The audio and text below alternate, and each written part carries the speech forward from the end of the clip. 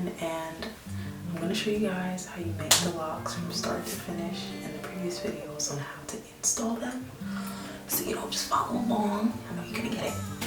And yeah, but you know, my hair's been in for almost 2 months. You know what I'm saying? It just won't sleep, so I know y'all was violating me on the last video. Y'all can't do that anymore. And you know, it's giving.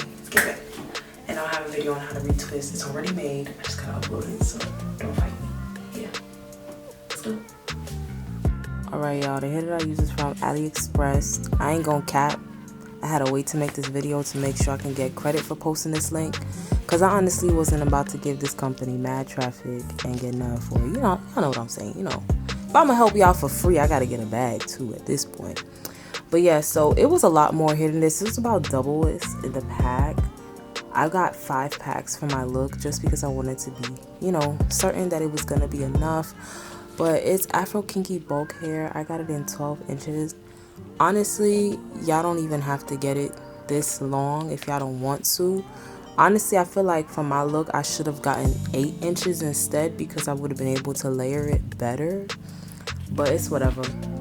So anyway, when you get your pack of hair, it's like it just look like hair, you know what I'm saying? I'm gonna give y'all some more light right quick so y'all can see what I'm talking about. Alright, so this is the hair. You know, I'm trying to give it some more light so y'all can see the detail. So when I did this, I didn't take it all the way out the net, so forgive me. I'm just trying to make this easier on myself and easier on y'all. But you know, whenever you take hair out of this, it's important to grab hair from the middle of the pack. Do not grab hair from the corners, because it's bulk hair. It's not bundles. It's not every hair is the same length and in the same spaces of this. So you're just gonna pull from the middle. So alright, I like this piece that I pulled out right here. You know what I'm saying? Boom. This is perfect. And it may not look that way, but honestly, every piece that you pull out is perfect.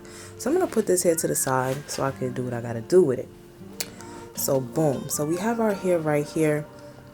And yes, I'm doing this over my bed because I needed a white background and I needed y'all to see what was really going on, because I didn't want to hear, how'd you do this, how'd you do that. This is what I like to call my little toolkit. I'll put the link for everything that I have in the bio, but honestly, the crochet hook, you know, this is a regular latch hook. I can get this from the beauty supply store. It's $1. You know, I can put the link for this, but I don't really think y'all need it. I don't really think y'all need this. So boom, this is what you're gonna use to install the hair. You really don't need it for this making step, but it's important to have, so keep that handy. I had bought these leather like thumb finger protectors. I didn't really use it that much in the process because I found that it got a little awkward for me. But if you have soft hands, my hands are kind of hard. If you have soft hands, you might want to invest in some of these. I'll put the link in the bio. It's really well made, you know, nice leather, all of that. You know, it's giving car, it's giving Lexus, you know what I'm saying? Boom. So here's really the meat. Here's what you need right here. And let me zoom in for y'all. I had to give y'all the close-up so y'all know it's real. But this is the dreadlock tool that you need. This is what's gonna create your locks. So I have the double prong 75mm. I also have the 75mm single prong, as well as the triple prong. But as you can see, oh lord, the glare. As you can see, I didn't even take the triple prong out the bag, but I'll let y'all look at what it looks like. And this is her right here. This is the triple prong. Didn't use this, not for any particular reason. I just felt like I had better control on the double prong than the single or the triple.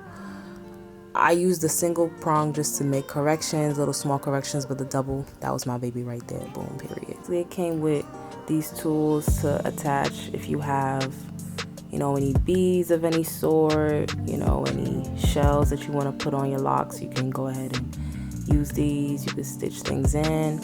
I didn't do that for this first set, but you know, you're welcome to. It all comes in the little packet that comes with the thing that I'm gonna post. The link is gonna be in the bio.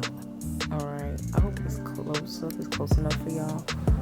But yeah, boom. So here's my hair in all of its glory.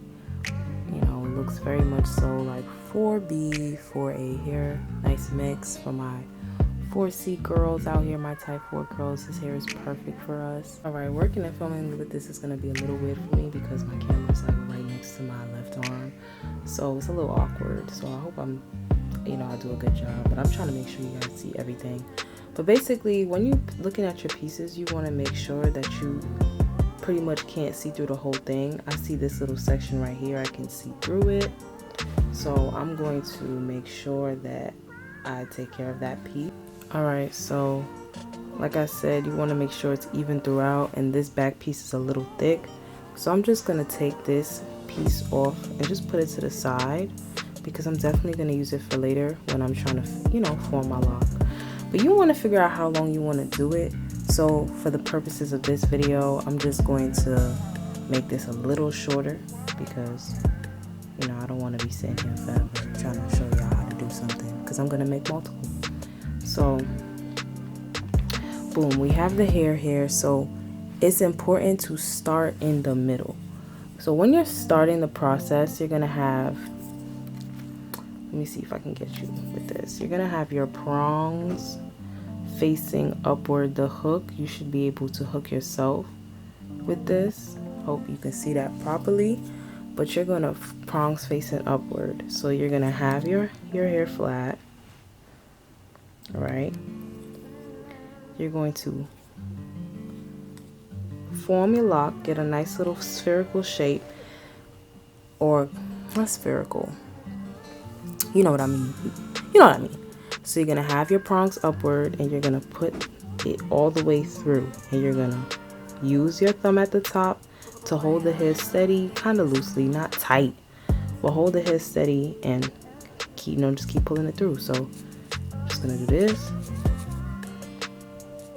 a couple of times. I just keep going until I'm like, all right, that's enough. Turn.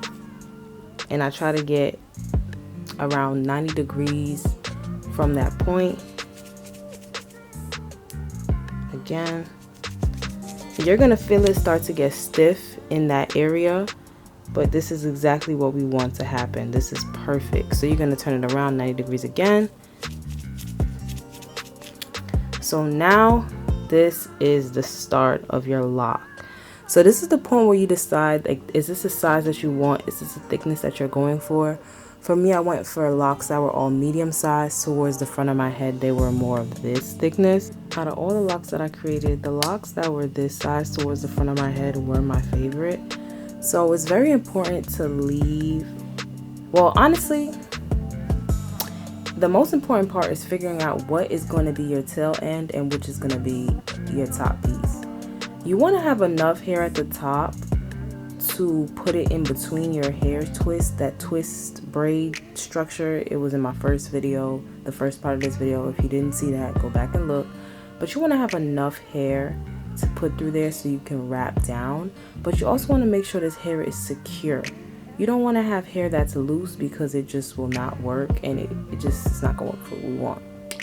So based on looking at what you got right here, it honestly makes sense to make this the top piece and kind of work up a little bit more from there. So I'm gonna go up until the part where it kind of splits right here. So I'm just keep going. So I like to work upwards and downwards. So I'm gonna work up a little bit, turn, and it's important to keep doing the 90-degree turns as you go up. So I usually do 2 sets. So I'll do 90, turn, 90 again, and then I'll go up. And it's important to do this because you don't want a flat lock. A flat lock is the very opposite of what you want to achieve. So I hope you can see what I'm doing. And I've gotten to the top. So here, this is where my hair is going to come through. This is also the part that's going to be covered. So it's okay if it's a little bit thinner than the rest of the lock because your hair is going to be in the middle. So it's going to be a little bit thicker when you wrap it so it'll match. So now that I finished the top, I'm going to go down and just continue. And this is what I meant when I say I like to work top to bottom, forwards to back, or whatever I had just said. But yeah, just keep going. And I'm giving this to y'all in real time. It's important to keep everything steady, right? I'm trying to make sure my little autofocus gets right.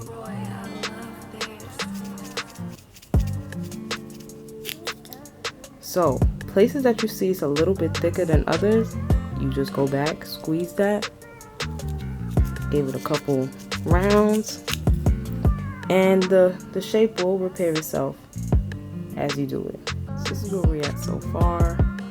So I'm just gonna continue. So remember how we saved this piece for later? We're gonna go ahead and add it in because we want to keep this thickness consistent.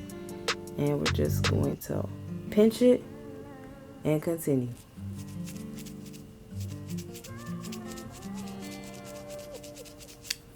Turn.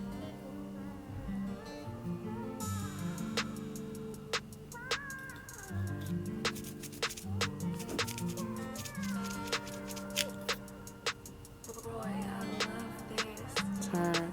So as you can see, I've successfully added this extra piece of hair. Like I was saying before, I really didn't need to get a 12-inch pack. I was probably fine with just the 8-inch. And yes, you could ignore that peach. I'm gonna attach that properly with the single latch hook. But I just want to make sure I don't make any pieces too dense, because at the end of the day, you still have to get your hair through this. So I kind of think of like my locks that had matured with time of me wearing them.